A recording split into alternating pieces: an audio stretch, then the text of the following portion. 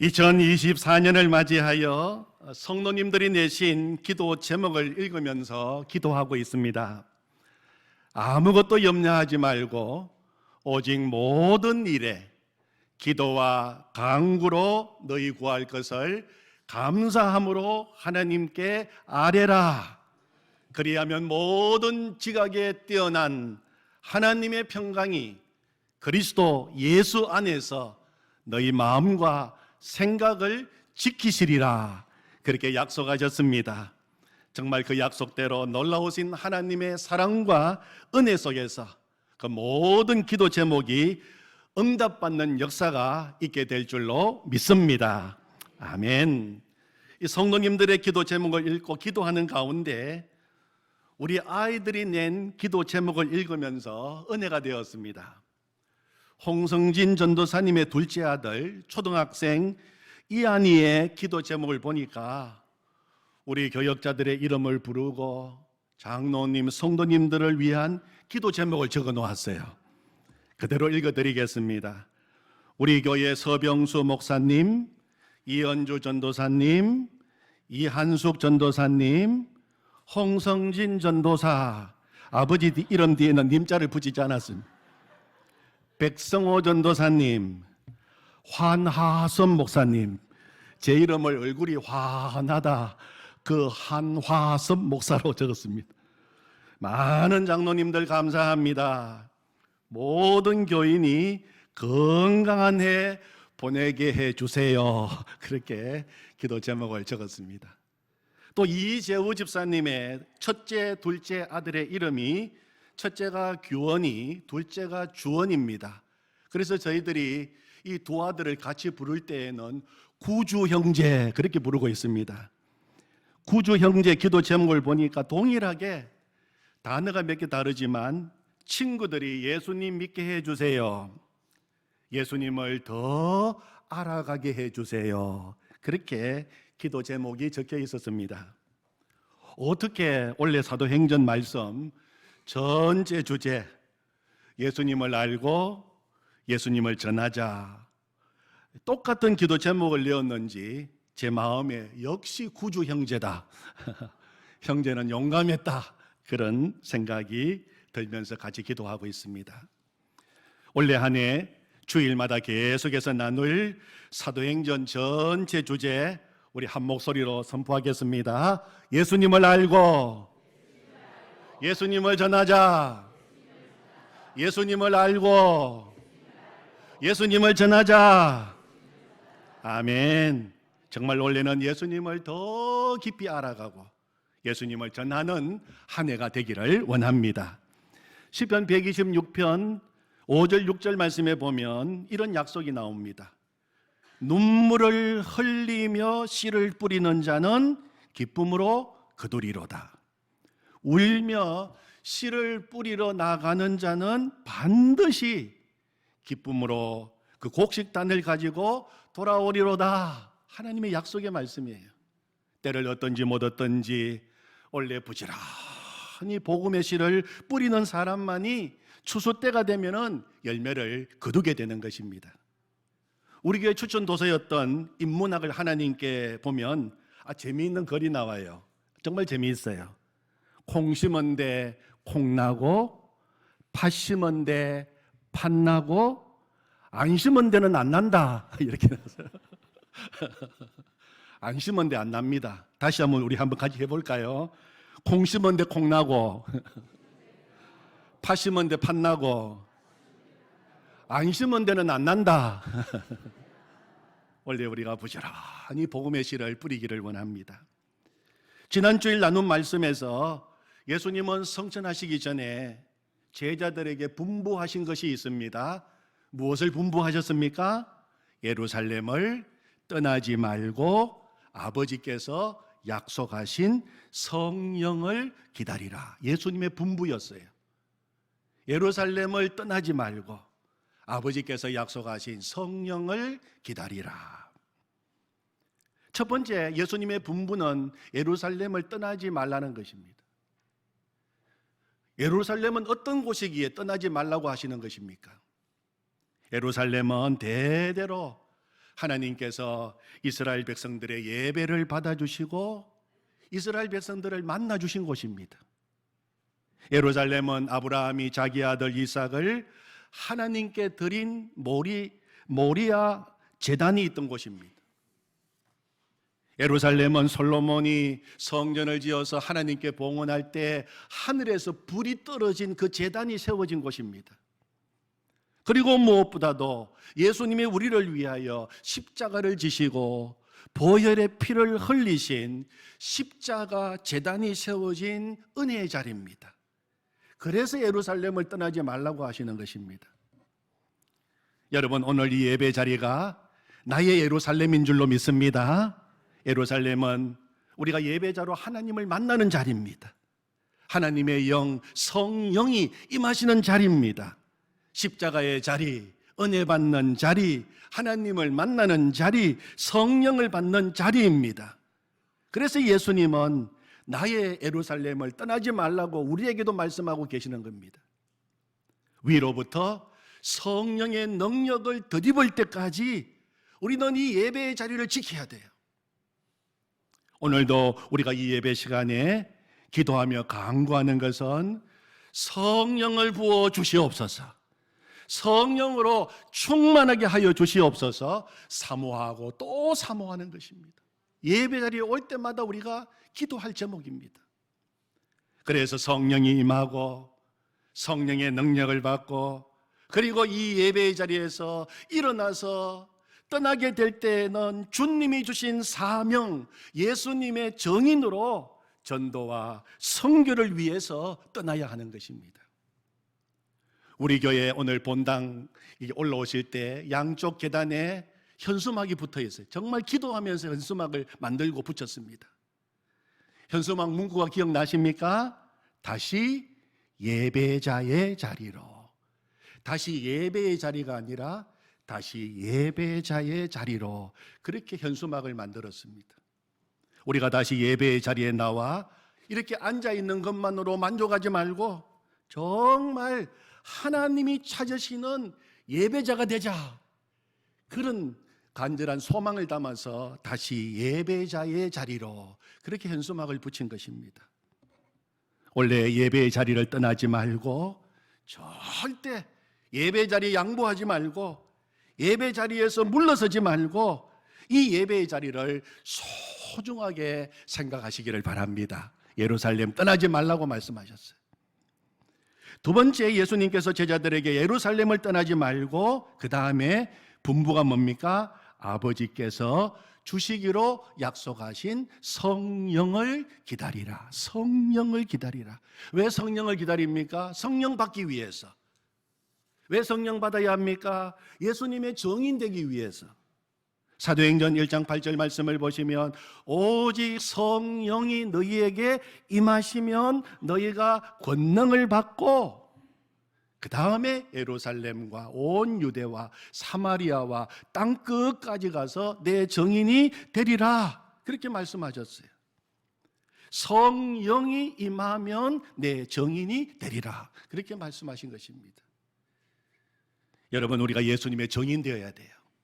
그래서 성령 받아야 됩니다. 그런데 예수님의 정인 되기 위해서는 중요한 조건이 있어요. 무엇일까요? 예수님 알아야 합니다.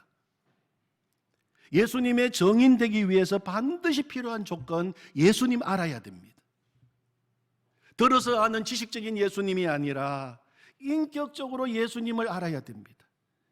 예수님의 피 묻은 십자가의 복음을 내가 정말 뜨겁게 체험해야 됩니다.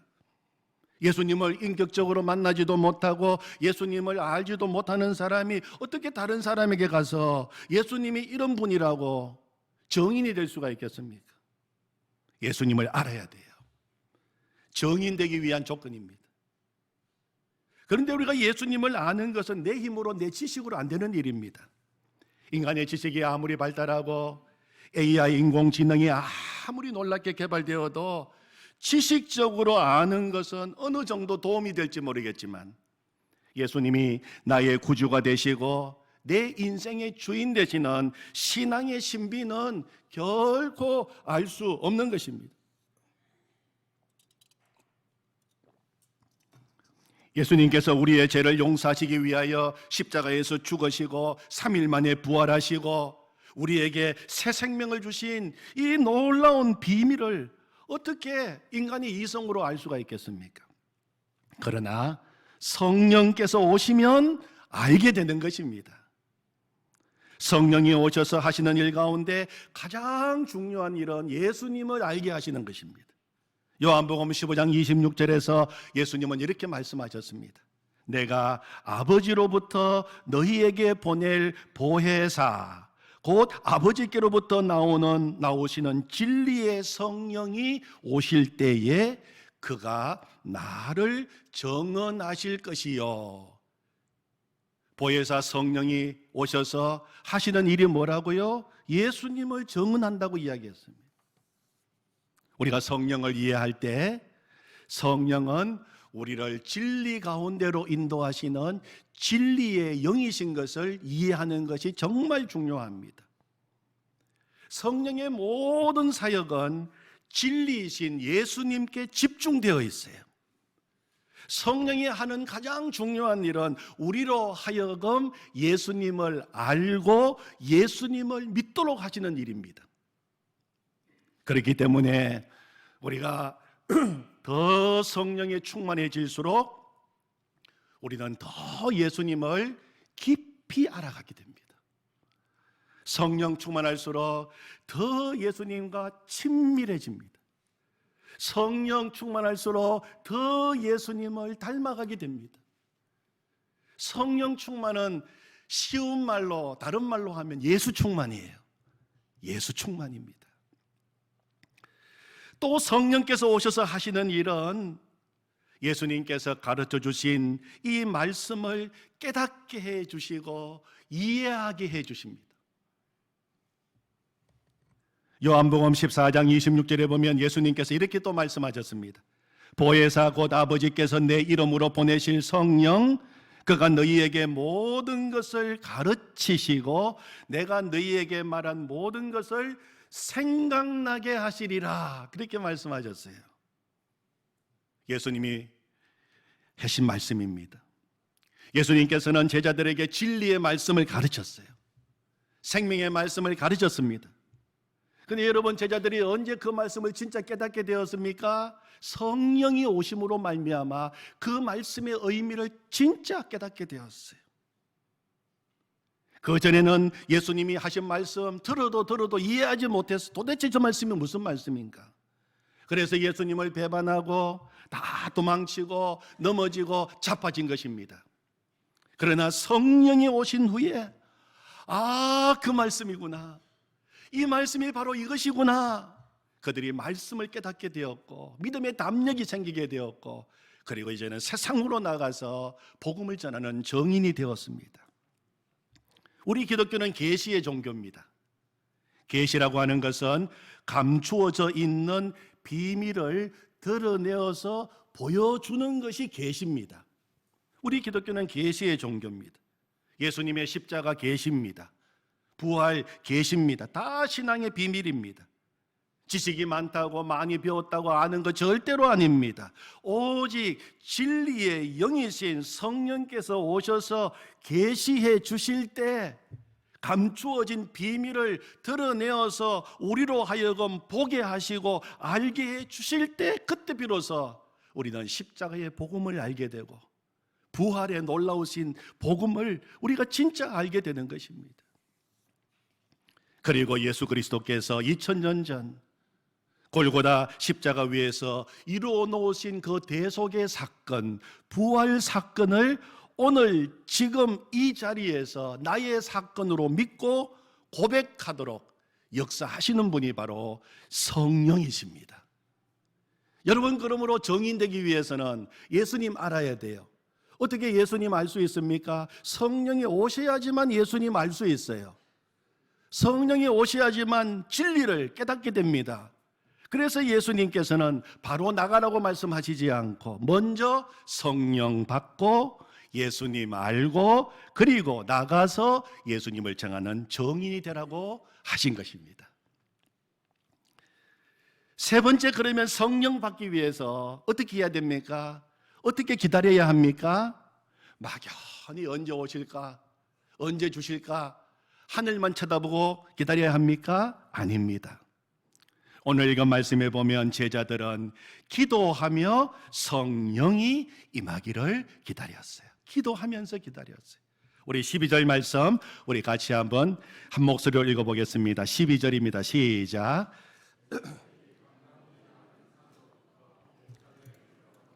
이사는 예루살렘에서 가까워 안식일에 가기 알맞은 길이라. 13절. 들어가 그들이 유하는 다락방으로 올라가니 베드로, 요한, 야고보, 안드레와 빌립, 도마와 바돌로메, 마테와 및 알페오의 아들 야고보, 셀롯인 시몬, 야고보의 아들 유다가 다 거기 있어. 그리고 오늘 요절 말씀 14절입니다. 또 같이 읽습니다. 여자들과 예수의 어머니 마리아와 예수의 아우들과 더불어 마음을 같이 하여 오로지 기도에 힘쓰더라. 아멘. 예수님의 제자들은 예수님이 감람원이라고 하는 산에서 성천하시고 난 다음에 예루살렘으로 돌아왔어요. 예수님의 제자들은 대부분 다 갈릴리 출신입니다. 저 북부 지방 출신이에요. 그런데 예수님이 성천하신 후에도 그들은 고향으로 돌아가거나 뿔뿔이 흩어지지 않고 다시 예루살렘으로 돌아왔어요. 예루살렘에 있는 다락방에 모였습니다. 성서학자들은 이 다락방이 마가의 다락방이었을 것이라고 생각합니다. 제자들과 함께 모인 무리의 수가 오늘 말씀해 보면 약 120명이 되었다, 그렇게 기록하고 있습니다. 왜 제자들과 그들은 다락방에 모였겠습니까? 예수님께서 분부하신 대로 예루살렘을 떠나지 않고 약속하신 성령을 기다리면서 성령 받기 위해서 다락방에 모였어요. 그들이 다락방에 모여서 한 일이 무엇입니까? 첫 번째로 그들은 함께 모여서 기도했어요. 함께 모여서 기도했어요. 그들은 함께 기도했습니다. 혼자서 기도하는 일도 아름다운 일입니다. 그러나 모여서 기도하는 일은 더 아름다운 일입니다. 한 사람의 기도보다도 두 사람이 합심하여 기도하는 것이 기도할 때 힘이 납니다. 두 사람이 기도하는 것보다도 세 사람이 모여서 기도하면 더 힘이 납니다. 세 사람보다도 12명이 모여서 120명이 모여서 기도하면 더 힘이 나는 것입니다. 그래서 예수님께서도 마태복음 18장 19절에서 20절에서 이렇게 말씀하셨습니다. 진실로 다시 너희에게 이르노니 너희 중에 두 사람이 땅에서 합심하여 무엇이든지 구하면 하늘에 계신 내 아버지께서 그들을 위하여 이루게 하시리라. 두세 사람이 내 이름으로 모인 곳에는 나도 그들 중에 있느니라. 그렇게 말씀하셨어요. 그들은 함께 모여서 기도했습니다. 두 번째, 그들은 힘써 기도했어요. 성령을 기다리면서 힘써 기도했어요. 14절 말씀을 보면 오로지 기도에 힘쓰더라, 그렇게 기록되어 있습니다. 개역 성경에서는 전혀 기도에 힘쓰니라, 쉬운 성경에서는 꾸준히 기도하였다고 기록합니다. 우리말 성경에서는 기도에 전념하고 있었다고 번역하고 있습니다. 주경학자 로버스는 그들은 응답이 올 때까지 기도에 집착했었다, 그렇게 해석했습니다. 여러분, 기도는 이렇게 하는 것입니다. 우리 예수님께서 겟세마네 동산에서 기도하실 때 어떻게 기도하셨습니까? 성경 말씀 누가복음 22장 44절에 보면 예수님께서 기도하시는 모습을 이렇게 기록하고 있습니다. 힘쓰고 애써 더욱 간절히 기도하시니 땀이 땅에 떨어지는 핏방울같이 되었더라. 예수님의 기도의 모습이에요. 예수님이 어떻게 기도하셨다고요? 힘쓰고 애써 더욱 간절히 기도하시니 땀이 땅에 떨어지는 핏방울같이 되었더라. 예수님의 기도의 모습입니다. 지금 제자들과 다락방에 모여있는 성도들은 그 예수님이 보여주셨던 기도의 모범을 따라 기도하고 있는 것입니다. 그들은 힘써 기도했어요. 기도에 전념했어요. 간절하게 기도했어요. 아마 예수님처럼 땀을 흘리면서 애쓰면서 부르짖으면서 기도했다고 생각합니다. 그 다락방은 기도의 열기로 가득했습니다. 그런데 성도 여러분, 오늘 우리의 기도는 어떻습니까? 많은 경우에 우리의 기도를 보면 너무 형식적으로 기도합니다. 응답이 있어도 좋고 없어도 좋고 그런 기도를 드리는 경우가 얼마나 많습니까? 기도는 하지만 열기는 점점 사라지고 있습니다. 기도의 열정은 사라져버렸습니다. 기도의 열정만 사라진 것이 아니라 주님에 대한 열정도 사라지고 영혼에 대한 열정도 식어가고 있는 증거가 아니겠습니까?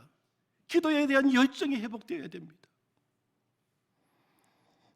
2023년 새해를 맞이하여 1월호 경제잡지 포브스 코리아 그 책의 신년 특집으로 기업 리더 41명의 신년 에세이가 거기에 실렸습니다. 제목이 다시 초심이었어요. 새해를 맞이해서 어려운 환경 속에서 다시 초심으로 돌아가서 기업을 경영하겠다는 41명 리더의 에세이가 쭉 기록되어 있었습니다. 그 제목 가운데 눈에 띄는 단어가 간절함이라고 하는 단어예요.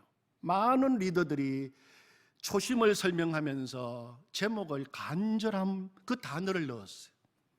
한 기업의 회장은 절박, 절실이라고 하는 단어를 사용하면서 자신의 초심을 기록해 놓은 것을 읽어보았습니다. 글을 읽으면서 제 마음에 드는 생각은 세상에서도 간절한 마음으로 절박한 심정으로 다시 초심으로 돌아가자는 운동을 하고 있는데 우리도 새해를 맞이하여 믿음의 초심으로 돌아가자. 이 사도행전에 나오는 기도의 초심을 회복해야 되겠다는 생각이 들었습니다.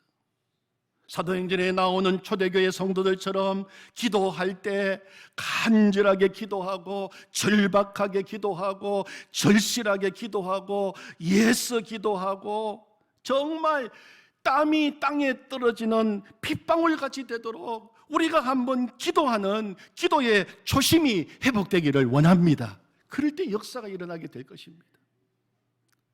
세 번째로 그들은 어떻게 기도했습니까? 성령을 기다리면서 그들은 마음을 같이하여 기도했다고 성경은 기록하고 있어요. 마음을 같이하여 오로지 기도에 힘썼더라. 이 마음을 같이하여 하는 말의 의미는 한 목적을 위하여 하나가 되어서 기도했다는 것입니다. 저들은 몸만 한 곳에 모여서 각기 자기의 목적을 위하여 간절히 부르짖고 기도한 거 아니었습니다. 한 목적을 향하여 뜻을 모았습니다. 마음을 모았습니다. 목소리를 모았습니다. 그리고 간절히 기도했던 것입니다. 그 기도의 다락방은 온전히 하나됨의 장소였어요. 마음을 같이하여 하나가 되어서 무엇을 위해서 기도했겠습니까? 양식을 달라고 기도한 것도 아니고 병을 고쳐달라고 기도한 것도 아니었습니다. 지금 눈앞에 있는 복잡한 문제가 해결되기 위하여 기도한 것도 아니었어요. 저들이 한 마음으로 기도한 내용은 분명했습니다. 예수님께서 성령을 기다려라. 그리고 2장에 보면은 그 기도의 응답대로 성령이 임하는 것을 보게 됩니다. 그러므로 그들은 성령의 임재를 위하여 기도한 것입니다. 우리 예수님께서 분부하신 대로 예루살렘을 떠나지 말고 아버지께서 주시기로 약속하신 성령을 받기 위하여 기도한 것입니다. 오직 함께 기도한 기도의 제목은 한 가지, 성령 충만한 그리스도인이 되는 것이었어요. 성령 충만한 그리스도인이 되게 해 주십시오. 사랑하는 성도 여러분, 오늘 우리도 마찬가지입니다.